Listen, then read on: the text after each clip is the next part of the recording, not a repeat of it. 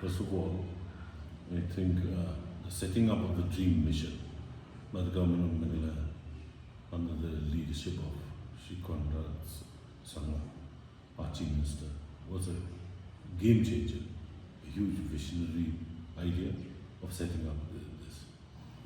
You'll be surprised to know that this is the only unique mission which is solely dedicated on combating drugs in the state, in the entire country. Most other states, the drugs issue is handled by the social welfare department of the respective states. The areas is the cantonment area, which is under the defense.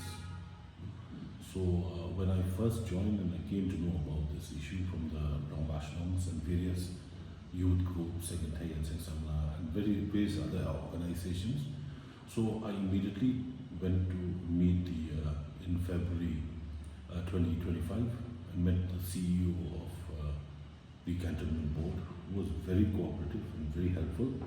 And following that meeting, the CEO himself went for inspection along with the Dream Mission, with the police department and the Ashrams also, and they were able to put in certain parameters to help resolve this issue.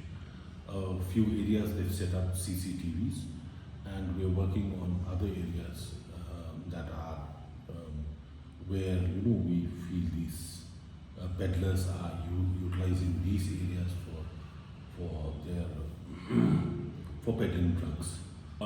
When in 2023 we had only 10 rehab centers. After we joined, now at the moment we have 14 rehab centers.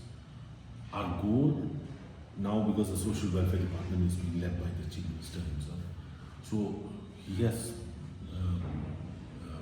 plainly mentioned to us that we need to set up rehab centers in every district. So now we are focusing on the hotspot districts, districts which we consider to be alarming and to require these. So we are working on that to set up rehabs in each district.